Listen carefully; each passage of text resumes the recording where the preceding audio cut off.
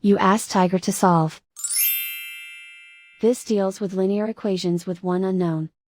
The final result is y equals 79. Let's solve it step by step. Group all constants on the right side of the equation. Subtract 175 from both sides. Group like terms. Simplify the arithmetic.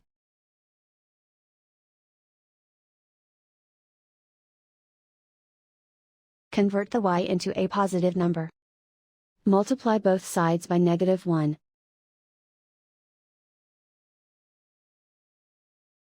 Remove the ones.